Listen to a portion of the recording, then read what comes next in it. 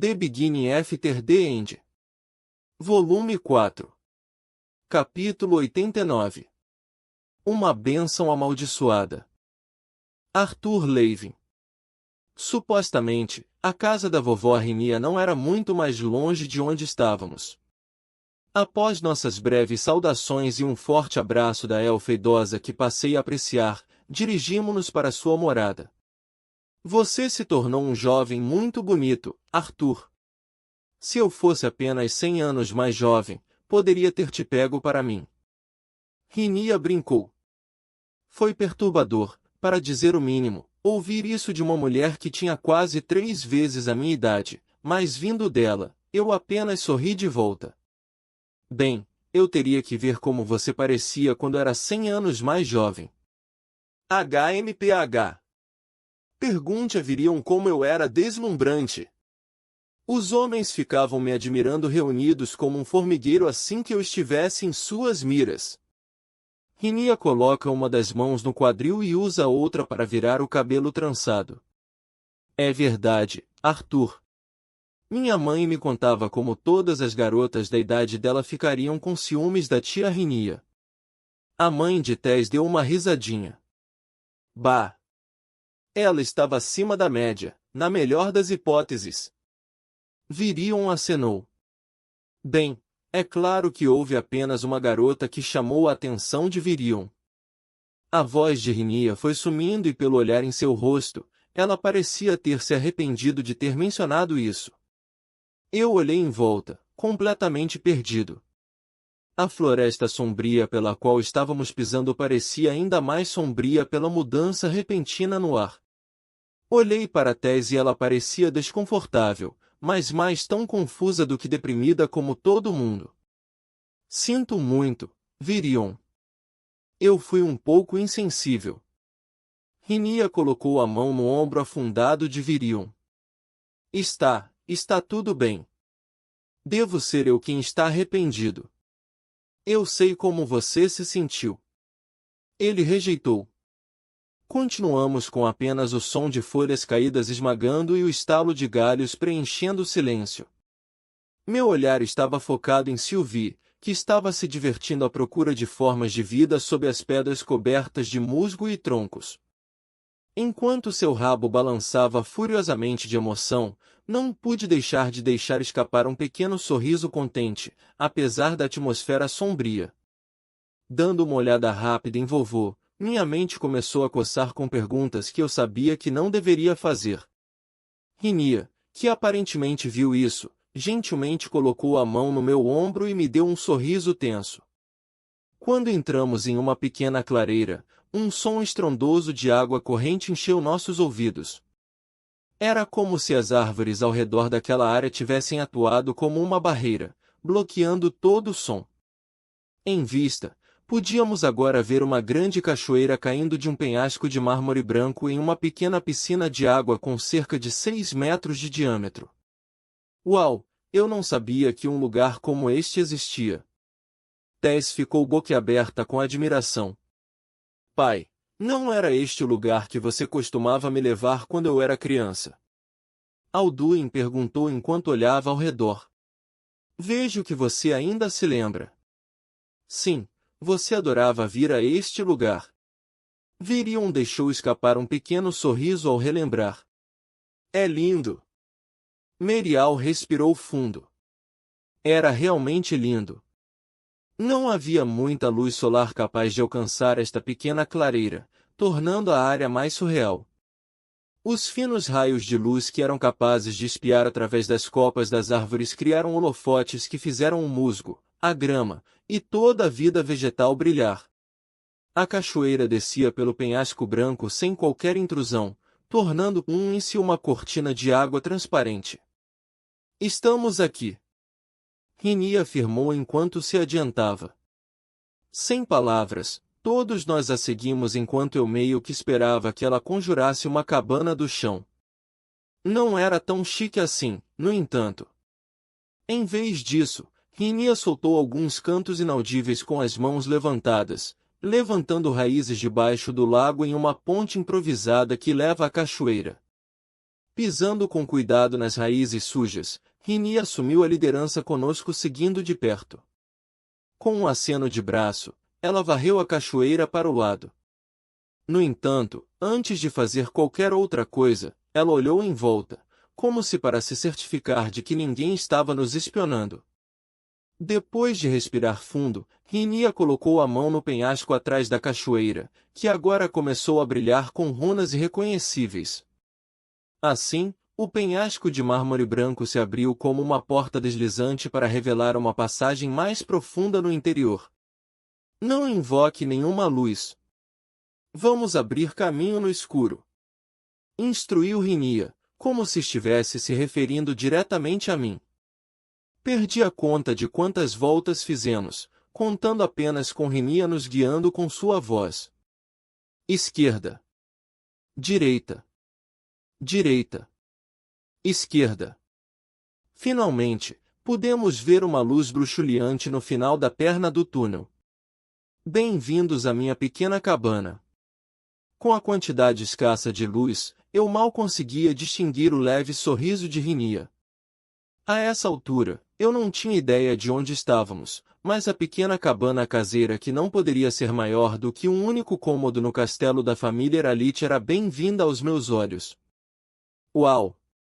Tessia se agachou quando finalmente conseguiu liberar sua atenção. Este é o lugar, tia Rini. Alduin deslizou a mão contra a parede da caverna onde ficava a cabana. Onde estamos? Eu não pude deixar de perguntar enquanto inspecionava nossos arredores também. Em algum lugar do reino dos elfos. Foi tudo que ela disse enquanto caminhava para a cabana. Iluminado por alguns orbes brilhantes e fracos nos cantos da caverna, o lugar que Rini chamava de lar me lembrava uma espécie de masmorra usada para manter os piores criminosos, não um lugar onde um amigo próximo da família real residisse. Tenho certeza que você tem seus motivos, tia Rini, mas era realmente necessário se trancar em um lugar como este? Merial franziu a testa enquanto seus olhos focavam na cabana em que Rini acabou de entrar. Apenas uma velha sendo excessivamente cautelosa. Não se preocupe comigo. Na verdade, é bastante aconchegante quando você se acostuma. A cabeça de Rini apareceu para fora da porta de lençóis da cabana. Posso ver o interior também. Tess tinha Sylvie em seus braços enquanto olhava com curiosidade para o interior da cabana. Claro. Todos, entrem. Rini acenou para que entrássemos. Todos nós olhamos um para o outro em dúvida, mas Virion apenas nos reuniu enquanto falava. Venham agora, o lugar não vai comê-los. É bastante espaçoso por dentro, apesar de sua aparência. Vamos pegar algo para beber. Estou faminto. Assim que nos acomodamos no abrigo contra desastres minimamente projetado que era a nova casa de Rini, eu afundei no sofá. Apoiando a cabeça na mão, devo ter adormecido, porque quando acordei, todos também estavam dormindo. Esfregando os olhos, levantei-me para ver que Rini era a única ainda acordada, bebericando algo que cheirava a um tônico de ervas. Eles não vão acordar por um tempo, Arthur. Vamos conversar. Rini disse simplesmente, sem nem mesmo olhar para mim. Ela gesticulou para que eu me sentasse na cadeira em frente a ela enquanto continuava tomando seu chá. Bem, como você provavelmente drogou todo mundo menos eu, estou supondo que isso é algo que só eu posso saber. Meus olhos se estreitaram, mas confiei em Rini. Além disso, se ela quisesse nos matar, tenho certeza de que, com seus poderes de previsão, ela já poderia ter feito isso. Sem dizer nada, sentei-me e recostei-me, esperando que a elfa idosa falasse. Apesar das circunstâncias imprevistas, você está bem composto, Arthur. O tom de Rini parecia dizer que ela esperava por isso. Tenho certeza de que se você quisesse que o pior acontecesse, isso já teria acontecido. Dei de ombros. Milímetro. Agora, por onde eu começo? Ela suspirou. Uma suposição lógica. concordou Rinnia. Bem, vamos começar com uma pequena lição sobre meus poderes como uma adivinha. Meus ouvidos se animaram com isso. Aprender sobre uma forma rara de desvio de magia não acontecia com frequência, pois os livros didáticos continham apenas uma quantidade limitada de informações sobre eles. Percebendo o interesse em meu rosto, Rinnia continuou. Como você deve saber, ao contrário de magos regulares que extraem energia das partículas de mana na atmosfera, os desviantes precisam encontrar sua própria fonte de energia para alimentar sua magia. Eu balancei a cabeça em concordância. Por exemplo, sua mãe, uma emissora, tem a habilidade de curar a si mesma e aos outros de uma forma que os feitiços de recuperação elemental não podem ser comparados. Eu balancei a cabeça para isso também. Havia vários feitiços de recuperação que podiam ser aprendidos pela água, vento, e magos de atributo planta. Infelizmente, fogo e terra não tinham atributos de cura inatos, então era impossível criar um feitiço de recuperação a partir deles. No geral, porém, os feitiços de recuperação ainda eram fracos e não podiam ser comparados à cura de que os emissores eram capazes. Os emissores têm núcleos de mana que acumulam naturalmente um tipo especial de mana que é usado para alimentar seus feitiços. Ao longo da minha vida, conheci alguns desviantes, cada um com propriedades únicas em sua magia. Todos eles têm uma coisa em comum, diferente de um desviante elemental como você, cada um dos desviantes tem sua própria reserva de mana que eles usam para alimentar sua magia desviante. Ela parecia um pouco distraída ao dizer isso. Deve ser um incômodo para eles, já que não conseguem extrair mana da atmosfera. Acrescentei. Com certeza era. Depois de entrevistar muitos desviantes, todos eles me contaram como era difícil aprender até mesmo feitiços elementais básicos, já que eles não tinham núcleos de mana que pudessem aproveitar as partículas de mana na atmosfera. No entanto, com seus poderes desviantes, compensaram essa deficiência.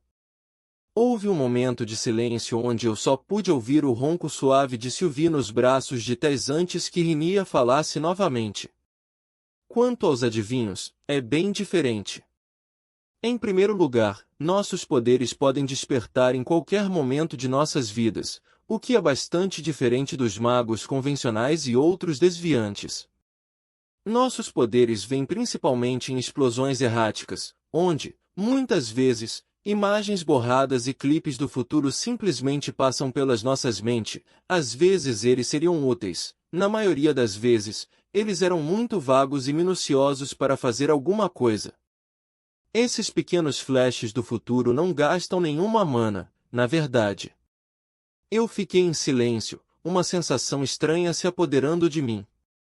Se você sentir meu núcleo de mana, na verdade eu tenho um núcleo de mana bastante normal, capaz de controlar e refinar as partículas de mana na atmosfera, e é por isso que sou adepta da magia de atributos de água. Exclamou Rinnia zombeteiramente. Não parece um poder muito útil se eu não posso controlá-lo, parece?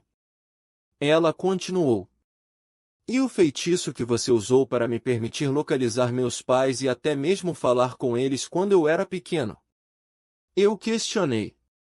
Ah, esse é um pequeno feitiço bacana que eu fiz que envolve meus poderes únicos como uma adivinha, mas não realmente.